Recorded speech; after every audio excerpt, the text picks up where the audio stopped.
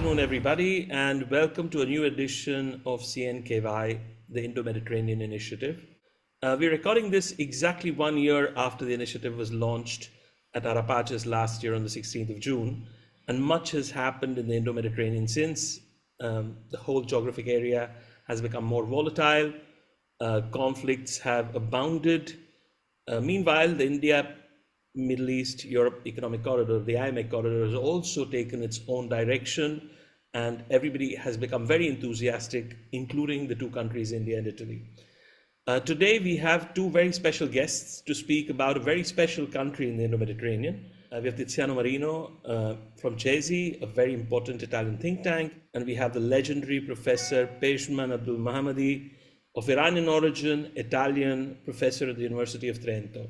So welcome both of you, and today we'll speak about Iran, one of the countries which has been the cradle of human civilization, one of the key pillars of the Indo-Mediterranean, and today in news for its enormous ability to create conflict in all of the Middle East through its proxies, with a regime that is the fundamental extremist Islamic regime probably, and a very important state actor in the Middle East.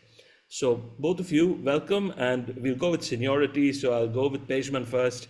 Professor, what is your thought about Iran today, specifically in light of the Israeli attacks on Iran? And please present what you feel about your country of origin. Hello, I'm very happy being here with you all. Thanks, Dr. Abbas Shenoy, for inviting me. I'm really happy to be on board and happy also to be with Tiziano here together.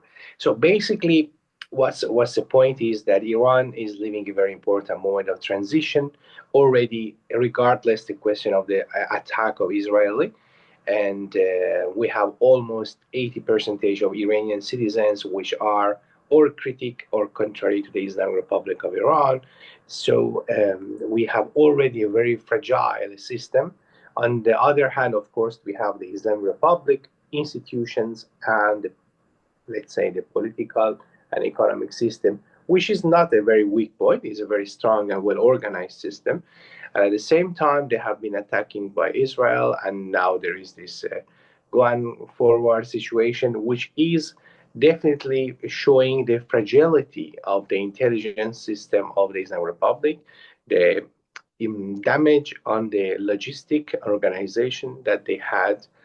So we can say that at the moment we have a very weaker Islamic Republic at the moment there. But what should be highlighted is that it is a very important moment, because if the Islamic Republic will be able to resist, then it can be a much weaker Islamic Republic, but they can be still alive. But if they will be somehow not resisting, then it's a very important moment for what would happen after this system, the transition, which maybe we'll speak later. But this is very highlighting that this war, it is not Iran-Israel war. It is something much important. It's something which might bring the Middle East into the new balance of power in the next 75 years. Tiziano, what would you present the current situation in Iran and the Middle East as? First of all, thank you for the invitation, Vas, and thank you to Professor. It's a pleasure to be with Professor Abdullah Mali. So I agree, this is a moment of transition. For sure, this is a crucial moment, probably for the history of Iran, one of the most important moments in the recent history of the country. And I'm talking about the future of the regime of the Islamic Republic, the attacks of Israel, and the, I can say, the effectiveness of the attacks of the Israeli Defense Forces is crystal clear. There is an advantage in terms of technology from a military point of view between Israel and Iran that we can see. The Israeli Defense Forces in few days established full superiority over the skies of Iran. So they are able to act almost freely and to target also the heads of the IRGC, if not like talking about the head, the scientist of the nuclear program, to attack the nuclear sites. So, I mean, this is a very, very important moment for the country, which is responding in terms like of launching ballistic missiles, but it's not able to, let's say, use aircraft against Israel in this very moment. So what will happen like in the next few days, and we will probably discuss of the role about the role of the United States will be kind of crucial in order to understand what will be the future of the country. To conclude, I just say that Iran was developing nuclear negotiations with the United States before Israel decided to attack. Now, this kind of negotiation seems like is not like happening anymore. And let's see whether in the future they will reestablish these negotiations. But for now, the goal of Iran that was like to have sanctions lifted through a negotiation seems like impossible to reach. So, yeah. Thank you, Tiziano. Now, I have a simple observation, and I'm not very sure how correct I am, but you guys are the Iran experts, so I'd like to run this by you. To me, what Israel is doing is what I call the grand reset since 1979, because that was a very key year when Saddam Hussein took power in Iraq, when the Iranian Revolution dethroned the Shah, and Ayatollah Khomeini took power, establishing the current Islamic Republic regime. It's also the year when the Soviet Union occupied Afghanistan, a war that we're still living with Taliban 2.0 in Kabul, always in the same area. So in a way, the way I see it is finally by taking the step, the Israelis have started what I call the grand reset. I wouldn't just say in the Middle East, but I would say in West and South Asia, because I look at the whole region from the Indian perspective as West and South Asia. How would you think about it? What would be your response to this?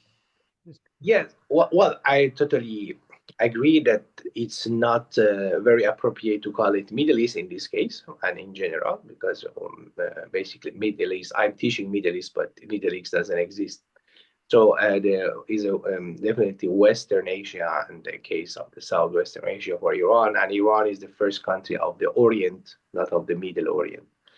So what is happening now, basically, I think that there is a grand reset.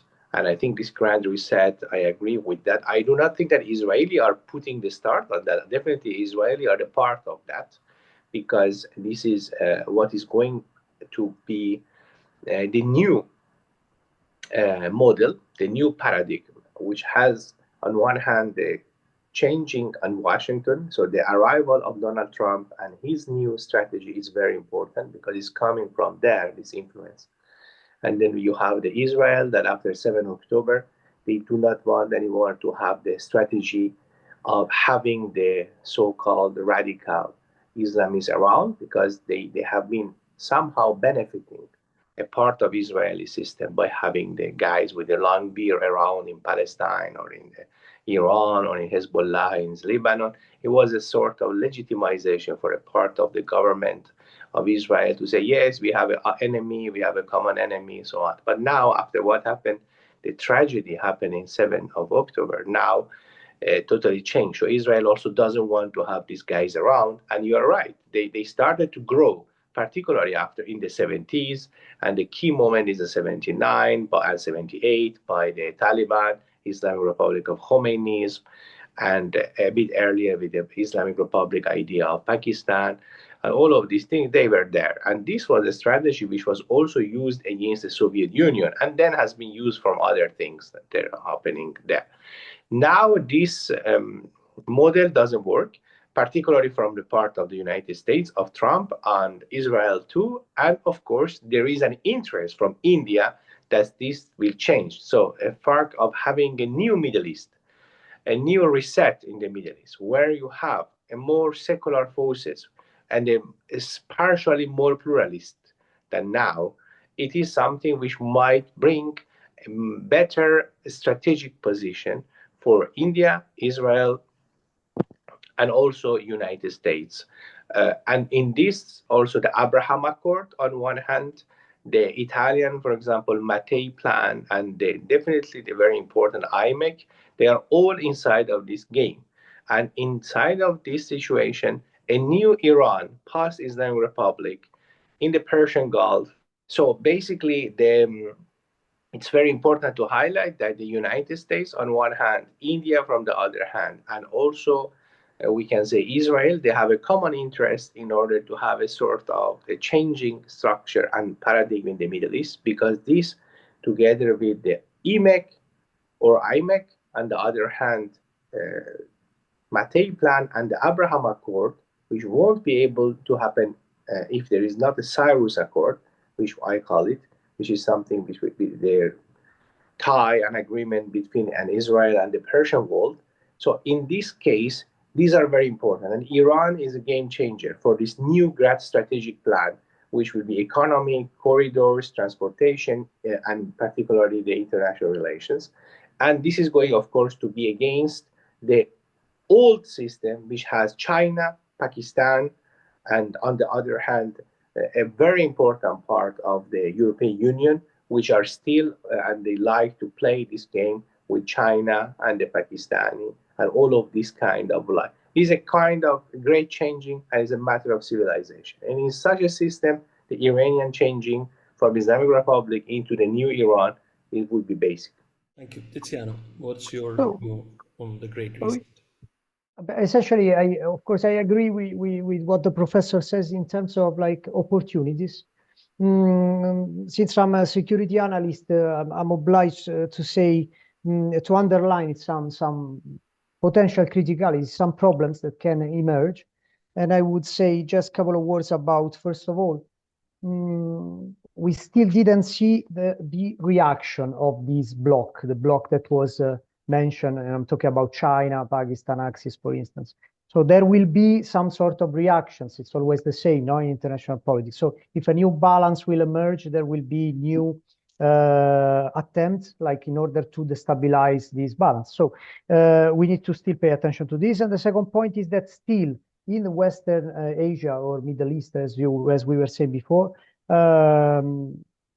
what we miss now is still it is still like a political solution to the crisis that we see, the Israel-Palestine crisis, and to the Israel-Iranian crisis. Still, we don't see a political solution to this. And this is crucial, because without a political solution, you cannot create stability.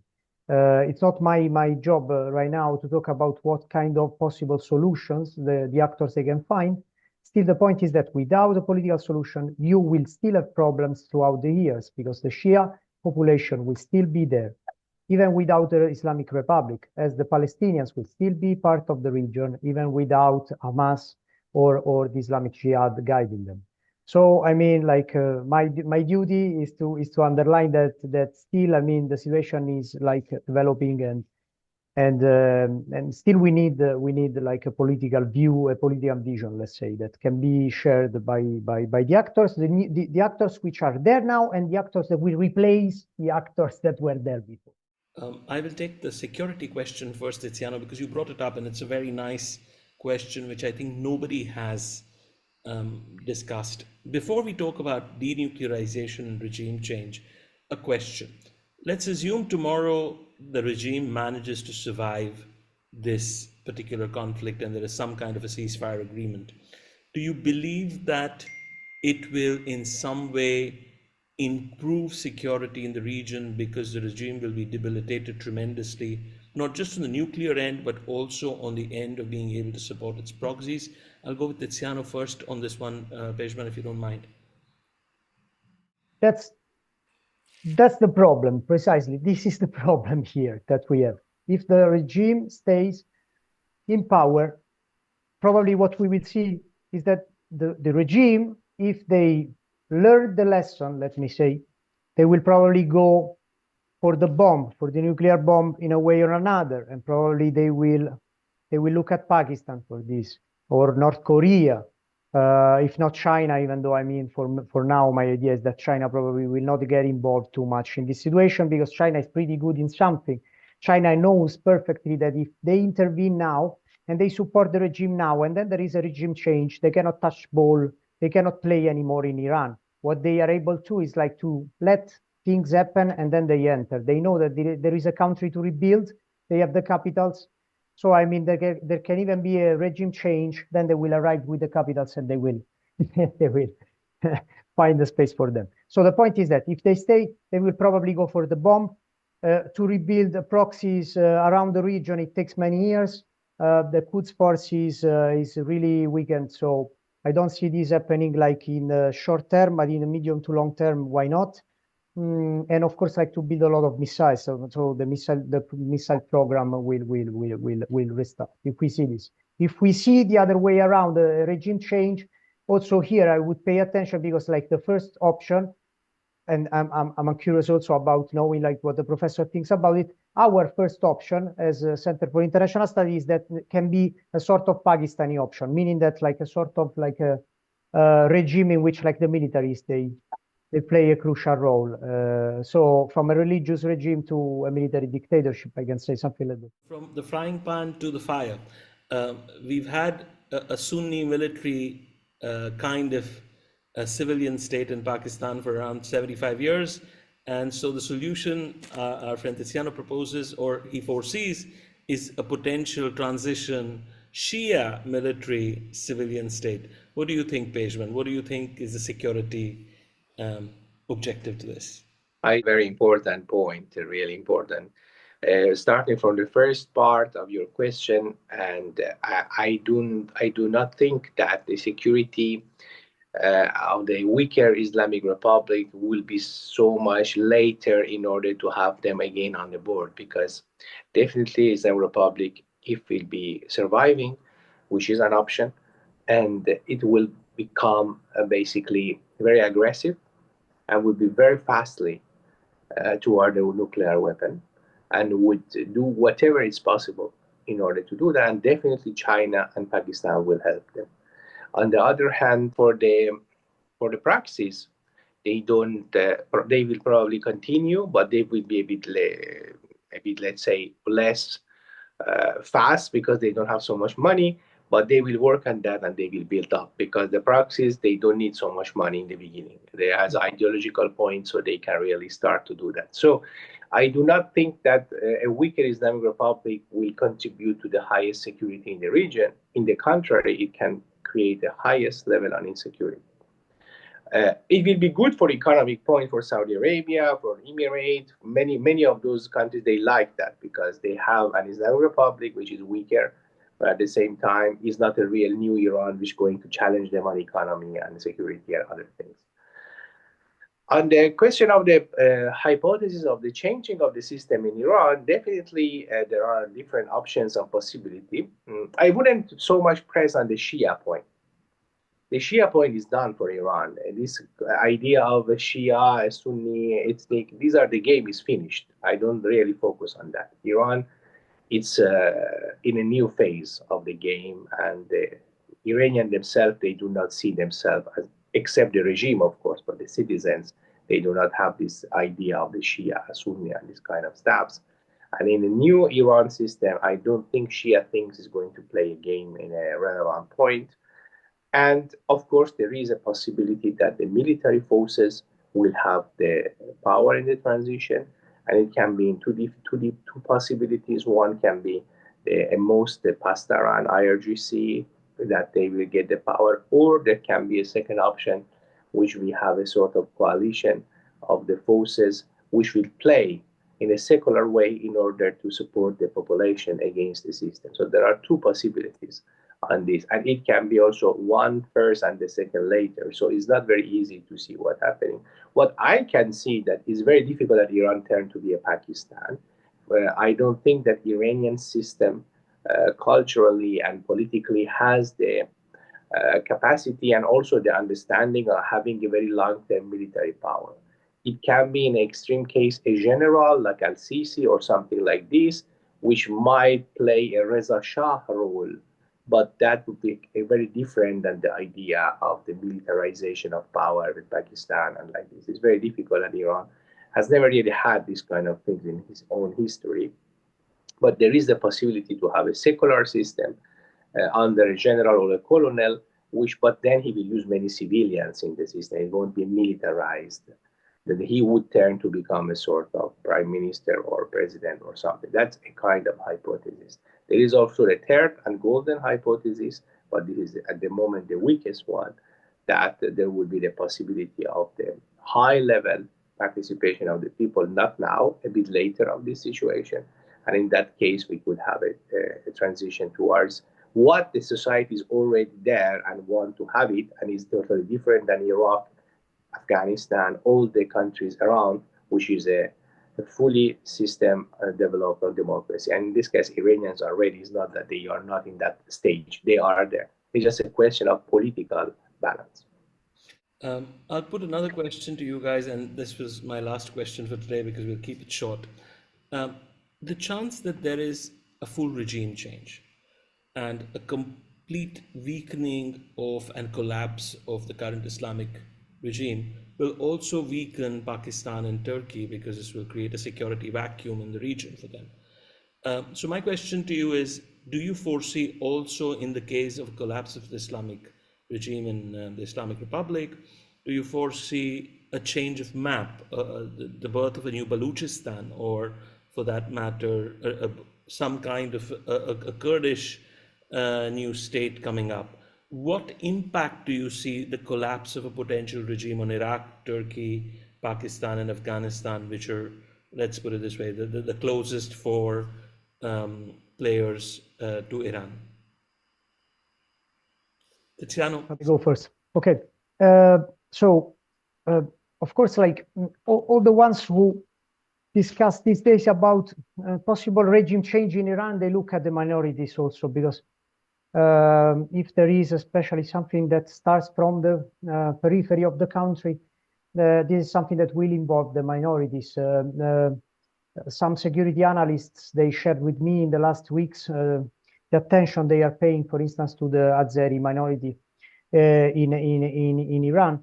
The point is that I want to underline is that if there is a regime change, from Ankara perspective, our idea in these weeks is that, like, Ankara, on the one hand, they would like probably a weakened Iran. I don't know if they would love to see this power vacuum and this regime to collapse. This is something that probably they don't want to see. Not even Pakistan, they want to see this, because this can create a chance for fragmentation. Now, I put it this way. I don't see the fragmentation of Iran, and so the creation of Balochistan area or Kurdistan or whatever as like something that has like more than 20-30% of possibilities to happen right now. Still, if there is a complete regime change, any option for me is on the table. And the fact that the minorities probably will push is something that we can see. At that point, probably there will be, with a new Iranian regime and the new Iranian regime and Pakistan can even decide to work together in order to try to stop this push for autonomy in certain regions at the border. At the same time, probably we have to understand what Azerbaijan will do, because Azerbaijan can, for instance, sponsor the Azeri minority. We should understand what Armenia will do. So, I mean, the situation will be really complicated in that moment. For now, I can say that a regime change is just an option. And the fact that with the regime change, there will be a fragmentation, for me, it's not something really, something that we can take into account as like a possible scenario. I mean, we put it among the first 3-4 scenarios, but probably at the last position, I would say. Ishman? I agree with what Tiziano is saying. The question of the fragmentation has been using mostly as a propaganda at least in the case of Iran, mainly from all the intelligentsia which are in Washington, in London, which I call Londonistan, and also in Brussels, because this has been sort of communication strategy coming also from the Islamic Republic abroad, from their own intelligentsia, and also those intelligentsia who are around, which are trying to say that it's many years they say that, because they know that this can, somehow be a deterrence from some powers to help the changing of the system in the Islamic Republic by saying, oh, there will be the Baluchi coming up, Kurdistan. is not like this. Iran is a nation state. It's a very strong population, very united population. And the history of Iran is based on these people. So we don't have, except of course, a minorities, all minority of the minorities, which are around that they might try to do something like a criminal systems, which happen in all the part of the world. And of course, in the moment of the regime change, it can be more, let's say, fragile the system. But I don't see this as a danger, and I don't see Baluchistan or Kurdistan this idea coming out. Also because the Baluchi in Iran, Kurdistan in Iran, Azer in Iran, in the end of the game, they feel in Iranians. Of course, there are some part of these sections which has been financed as it happening as a soft power by the Azerbaijan, by Turkey, by the other Pakistani and others in order to make influence, but it's just a sort of very low-level political game, and I don't see that as a danger for Iran. Remember that if there will be a full, and this is if there will be a full regime change, the first one that they will be really weakened are Azerbaijan, Pakistan, and Turkey. Like Azerbaijan will lose his game. Qatar will lose his game. Remember, many things will change because if you have a new Iran, a very strong Iran, secular Iran, Azerbaijan's gas system is all the system that they will be all completely weakened. The same will happen on the Arab part of the Persian Gulf. This is also the reason that they will try to stop this change, because a new Iran will definitely change the game. Perfect. Any concluding remarks before I conclude? For me, just like what is interesting right now is to understand whether the United States will play a role. Our assessment is that right now still the United States are a bit divided, even within the administration. So probably they still didn't decide what to do. But this will be, of course, like a game changer, because I don't see Iran and Israel going for a long conflict alone. The entrance of the United States can really change everything. And from just a military point of view, what is interesting to understand is whether they will attack Fordow and whether they have like the military power to do it. This is also still under discussion. So, I mean, from our perspective, that's what that we are looking at this. Apart from, of course, like the talks in Switzerland these days, but we are more focused on the military part of the story, on the military side of the story, I would say. Still, the talks they go, but let's see what will happen. Okay. What about you, Peshman? Any concluding remarks? I think that this is, I agree with Tiziano. I think we have to see if United States will be directly playing a game or not. In my opinion, they're already playing a game. I think Trump and Netanyahu, they are totally in harmony because they have the same strategic plan. And I think this is a game of the bad and the good cop. And this is done in order to neutralize the Islamic Republic system. And they managed to do that. They did some game that normally Islamic Republic does. Normally, the Republic will bring the smiley face of foreign affairs, now Arakchi, previous Zarif, or the reformist smile that all our friends in Brussels, they like Rouhani or Khatami. And then at the other hand, you have the angry face of the Pasdaran, IRGC, which are bringing with the missiles. Today is the opposite. You have the United States, which is a bit more smiley, and the Israel, which is going with the attack. So the game is totally different. We are in a new paradigm. It seems that many people in the decision makers still they do not get it, and they try to go against that. Also in the intelligence systems in the world, that part of them they start to avoid that. But the new world is coming also on the intelligence, and the game is changed. Thank you so much, both of you, Peshman and Tiziano, for making the time today and joining us on CNKY.